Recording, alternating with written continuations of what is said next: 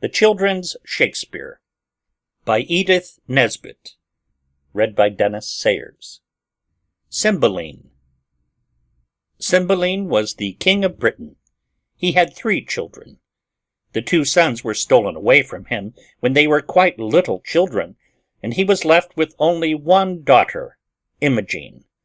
The king was married a 2nd time, and brought up Leonatus, the son of a dead friend, as Imogen's playfellow, and when Leonatus was old enough, Imogen secretly married him. This made the king and queen very angry, and the king, to punish Leonatus, banished him from Britain.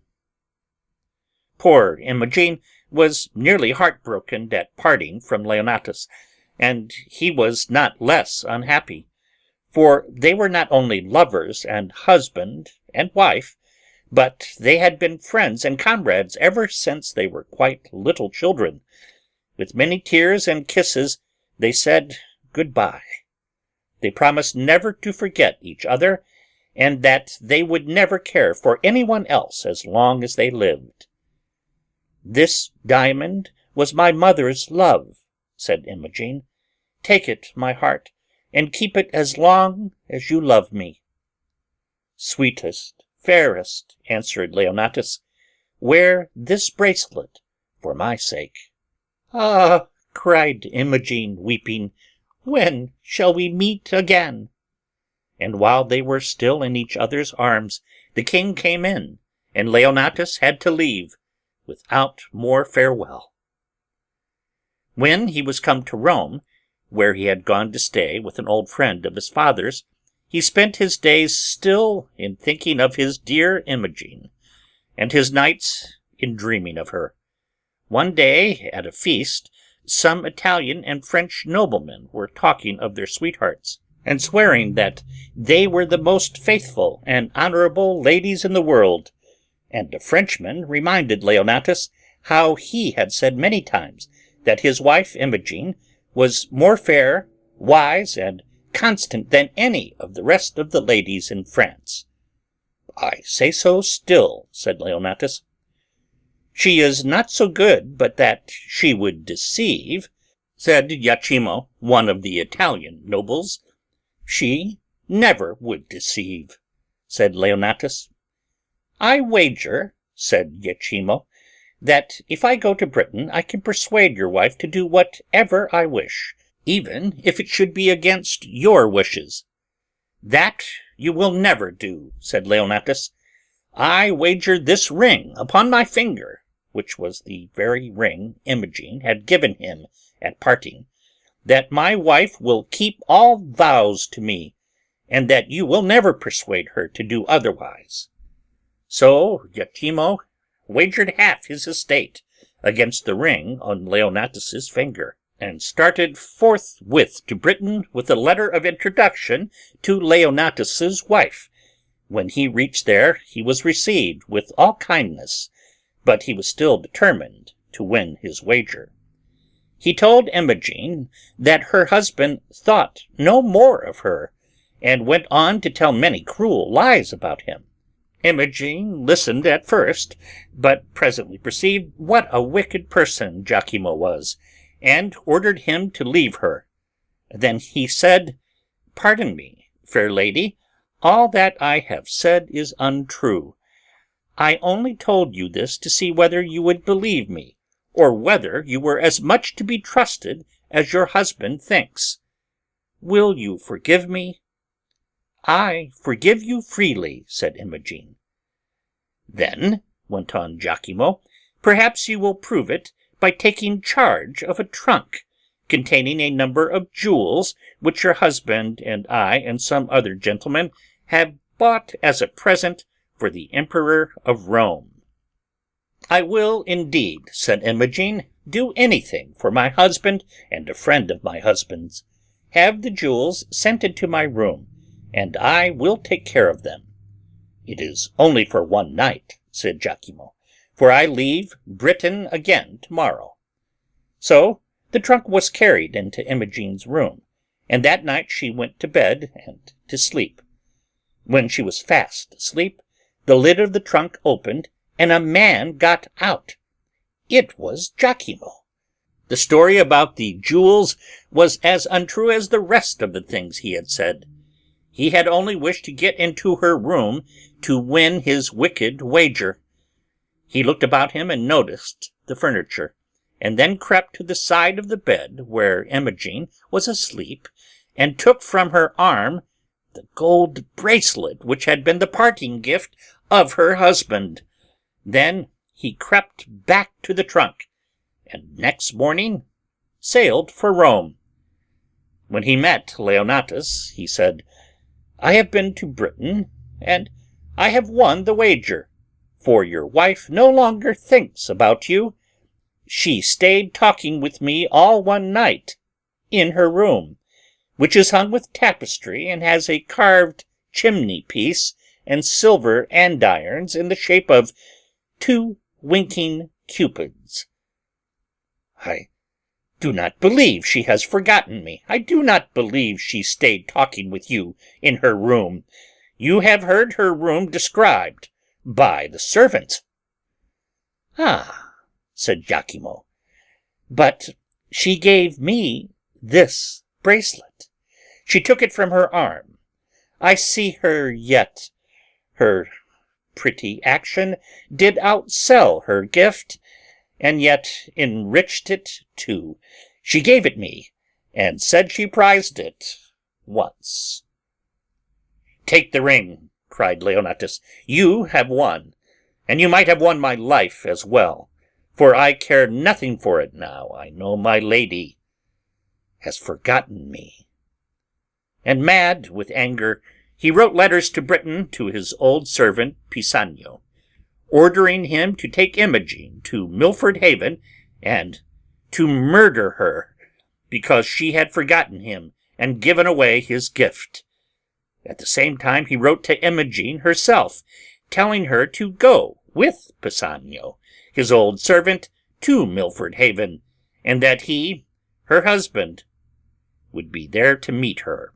Now, when Pisanio got this letter, he was too good to carry out its orders, and too wise to let them alone altogether. So he gave Imogen the letter from her husband, and started with her for Milford Haven. Before he left, the wicked queen gave him a drink which she said would be useful in sickness. She hoped he would give it to Imogen, and that Imogen would die, and then the wicked queen's son could be king. For the queen thought this drink was a poison, but really and truly it was only a sleeping draught. When Pisanio and Imogen came near to Milford Haven, he told her what was really in the letter he had had from her husband. "I must go on to Rome and see him myself," said Imogen. And then Pisanio helped her to dress in boy's clothes, and sent her on her way, and went back to the court.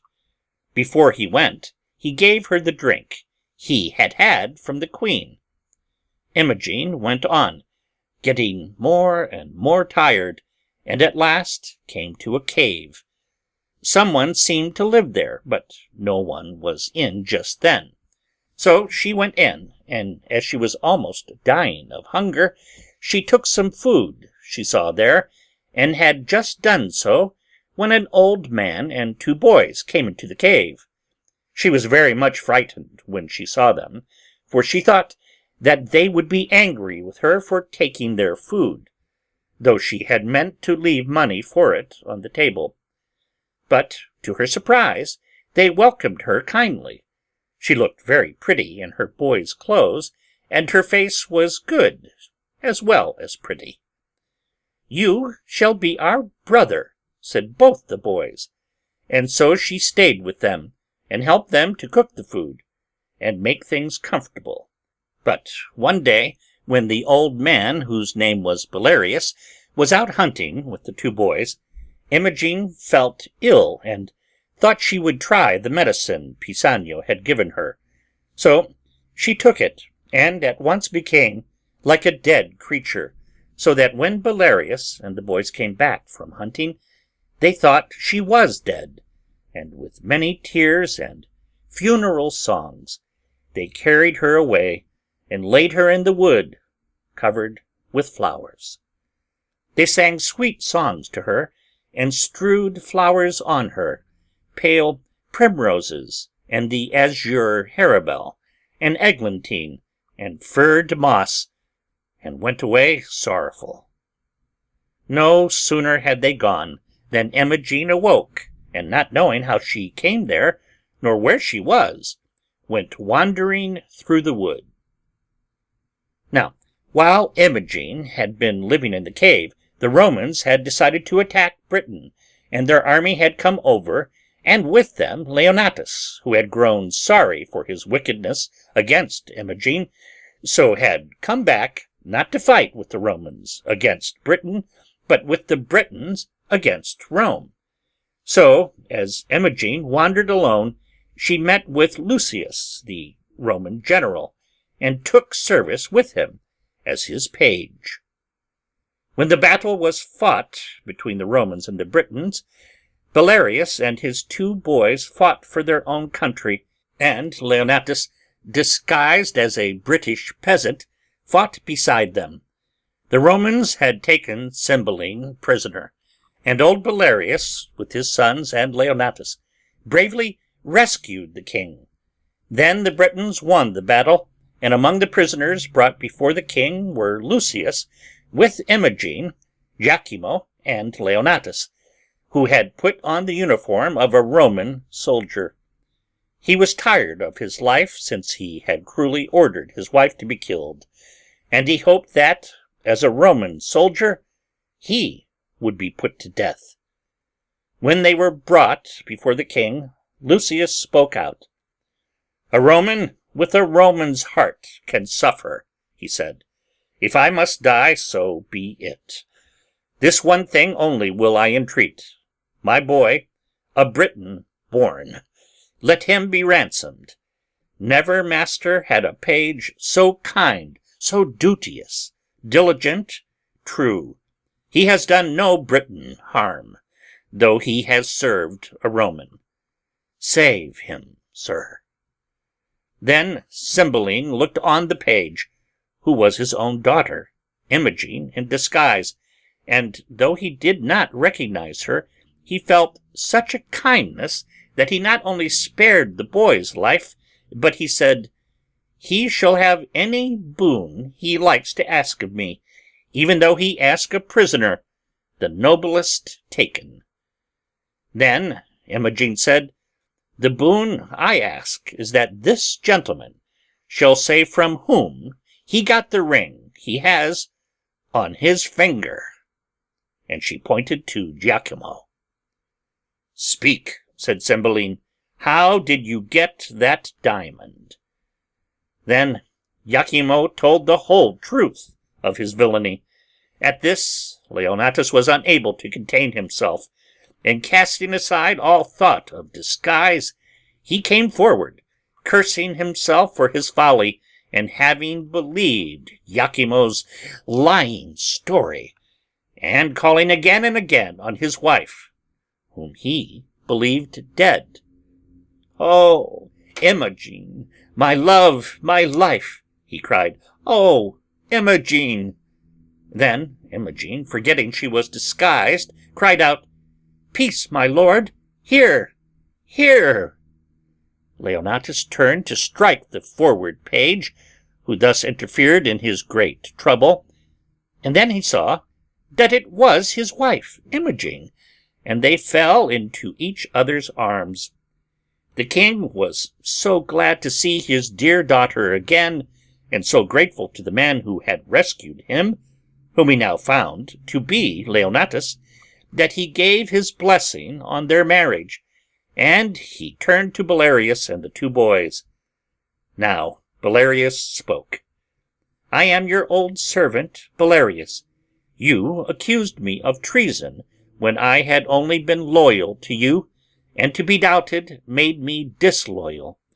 So I stole your 2 sons, and see, they are here."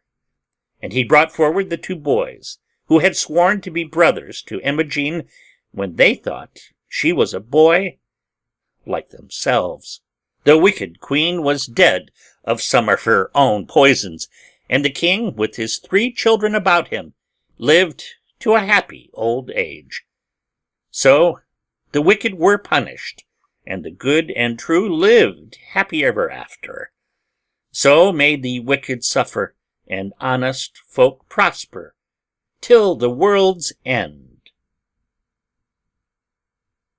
End of Cymbeline,